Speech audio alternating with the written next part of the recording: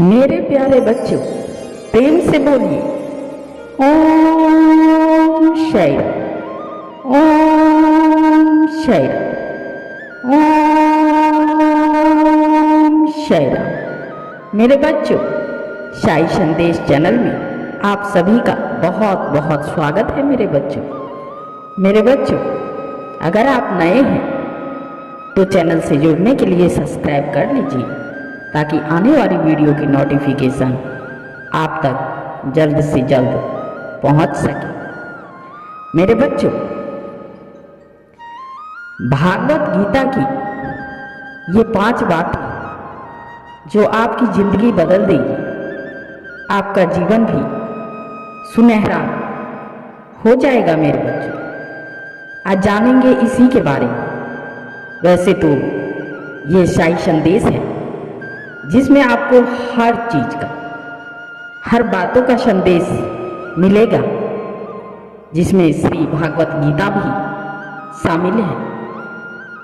शाही संदेश में जो साईं बाबा ने आप औरों के लिए संदेश में जो कहने और जो कह रखे हैं और जो सुना रखे हैं, मेरे बच्चों, वही ज्ञान की बातें आपको भागवत गीता की ये 5 बातें भी शाही संदेश में आज आप सुनेंगे। मेरे बच्चों, तो आइए सुनते हैं। मेरे बच्चों, श्रीमद् भागवत गीता हिंदुओं के पवित्र ग्रंथों में से एक है।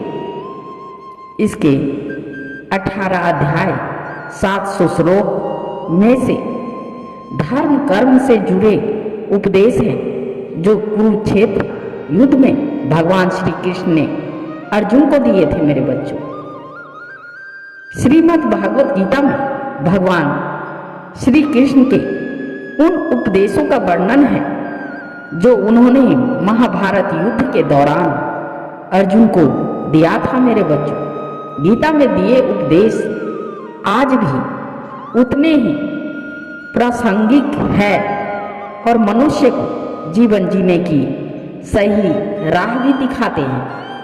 गीता में 18 अध्याय और 700 श्लोक है जिनमें धर्म के मार्ग का अनुसरण करते हुए सत्कर्म करने की शिक्षा दी गई है। मेरे बच्चों, जीवन की सभी दुविधाओं और समस्याओं का हल गीता में मिलता है।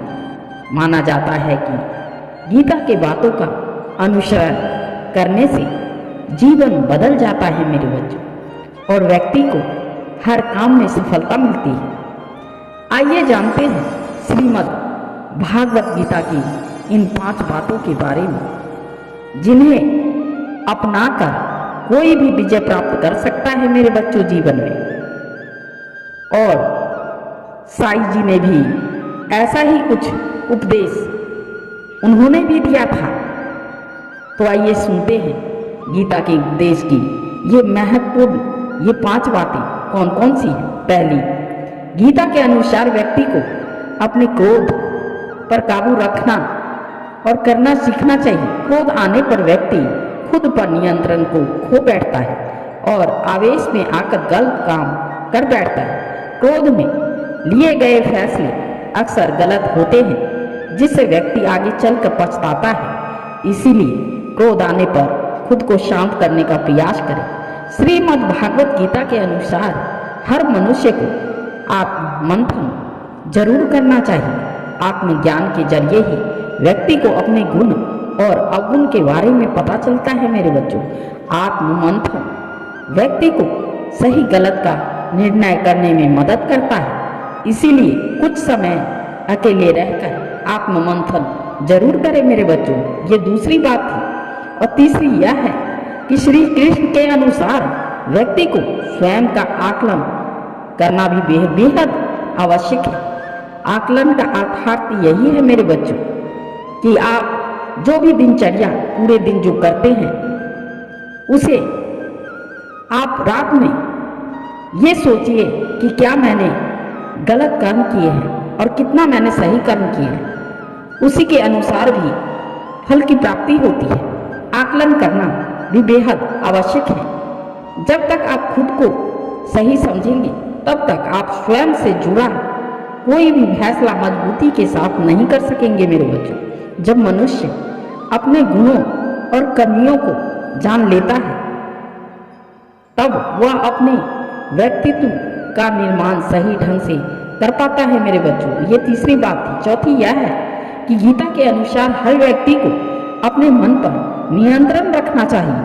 मन बहुत चंचल होता है और यही हमारे दुखों के कारण बनता है। जो व्यक्ति अपने मन पर काबू पा लेता है वह सफलता की राह पर चल पड़ता है। ऐसे व्यक्ति सिर्फ अपने कर्म पर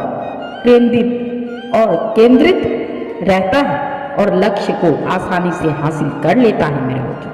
आठवीं बात यह है, श्री कृष्ण के उपदेश के अनुसार मनुष्य को उसके कर्मों के अनुसार और अनुरूप ही फल मिलता है। इसीलिए परिणाम के बारे में सोचे बिना व्यक्ति को सिर्फ अपने कर्म पर ध्यान देना चाहिए मेरे बच्चों। तो इसी के साथ आप प्रेम से बोलिए राम कृष्ण हरि, राम कृष्ण हरि, राम कृष्ण हरि। ओम शै राम, ओम शै राम, ओम शै राम। मेरे बच्चों धन्यवाद। राधे राधे।